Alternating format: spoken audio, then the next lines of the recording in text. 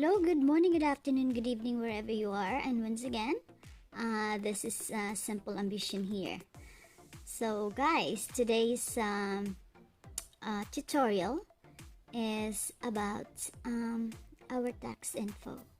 So, without further ado, let me start by showing you how to fill up, or how am I going to fill up my tax info.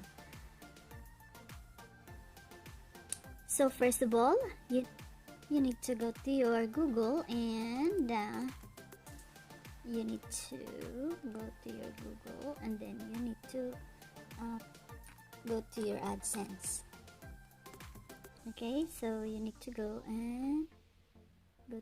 So you need to open your Google and then go to your AdSense.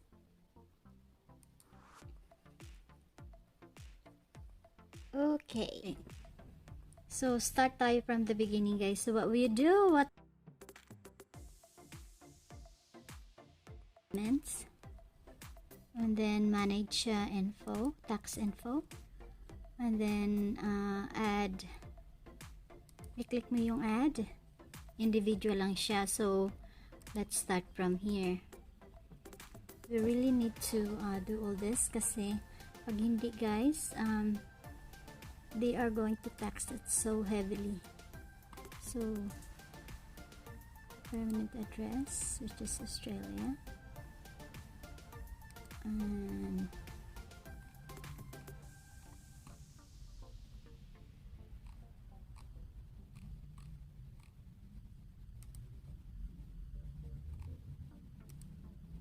so an address, everything is here. So postal address ko is the same. Ayan, so next ko siya.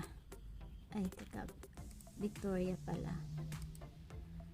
Okay, so pagkatapos you do the next. Now, tax treaty. Kasi dito it says if you are doing, so are you claiming a reduced rate or withholding under tax treaty? So I should say yes. And resident country claiming treaty with the US. Resident of country, that one. Country is Australia. Kasi meron yata kaming tax treaty dito, guys. So hopefully okay lang ang ano. So I'll click that one. And then what I'll do is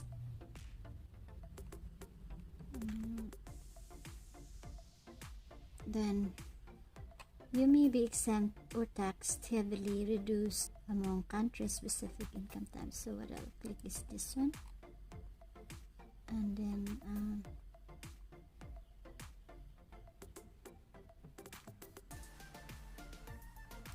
click ko siya, motion picture and YouTube, so Google Play, so I'll just click that.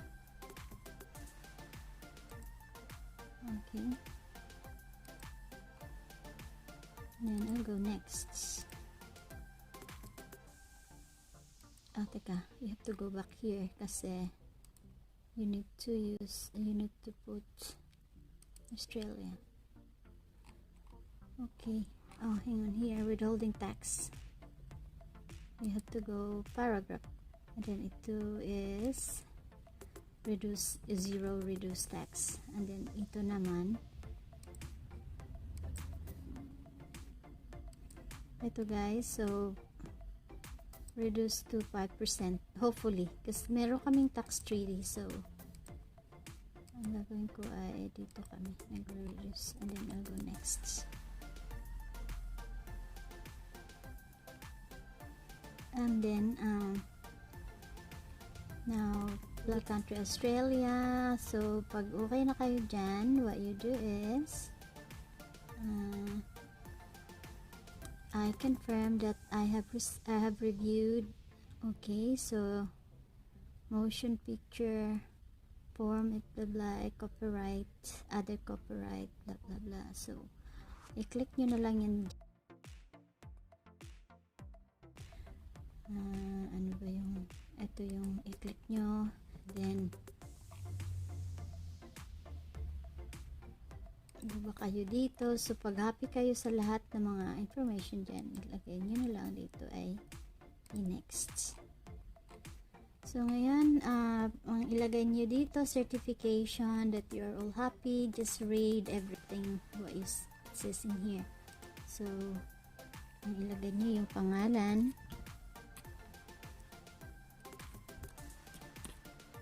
On behalf of, yes, I am the person listed, signature, and and then they will ask you another one. As the individual entity identified tax performed with the Google.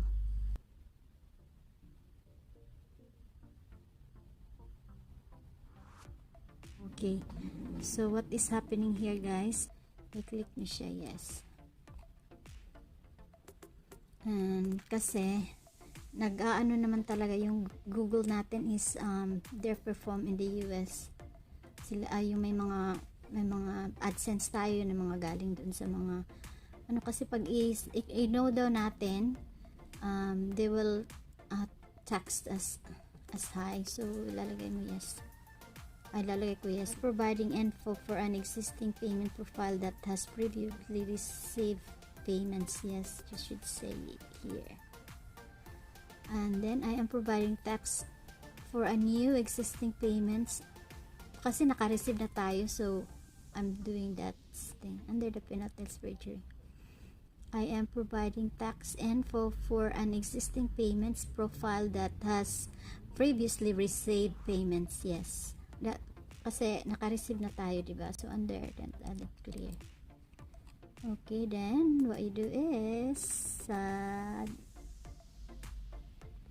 bravo. It says it's okay, guys. So ayan. So that's how I did it. My one is already approved and everything. So kaya guys, we really need to submit all our tax info. Kasi guys, by law, they really have the obligation to retain the 24% of pag hindi tayo nagbibigay ng information natin, guys, pwede nila tayong kukunan ng 24% sa ating mga revenue. That's how I did my one for my tax info. So hindi tayo nagsasubmit ng ating tax information. Ang mangyari ay they are going to tax us so heavily. So instead of ma-reduce yung ating tax, kasi depende kasi sa country na. So kung may problema kayo guys sa inyong mga tax file number, kung wala kayong mga tax file numbers, itanong nyo sa inyong mga tax agents kung ano yung ilalagay ninyo. Lalong-lalo pa yung mga walang trabaho, baka wala kayong mga tax file numbers. So ganyan lang guys. So kailangan na natin i-submit. I think there is a deadline. I'm not really sure, parang May yata, kasi ang tax namin dito sa amin ay June, parang ganun. So kung magkano yung itatax sa atin guys, depende yan. Kung meron tayong mga valid forms or how much we earn from our viewers or nyo sa US. Kasi guys, pag nasa US ka kasi guys, ang tax nila is 30% yata if you are in the US. Meron silang 30%. So let's say meron kang $200, I think kukunin nila is 30%. Parang ganun. So 30% of 200 is like $60 ang kukunin. So parang ganun guys. So kailangan talaga natin mag-submit tayo guys. So kung hindi kasi pag hindi tayo nakapag-file, okay, kukunin ni AdSense automatically 24% out sa lahat ng mga AdSense natin, like yung mga join membership, yung mga ads, yung mga mga super chat, super stickers, which is very sad, guys. Kaya maraming salamat sa inyong panunood. So hanggang sa muli. So once again, this is Simple Ambition saying good luck, good health, and God bless to each and everyone. Maraming salamat sa inyo. Thank you, thank you.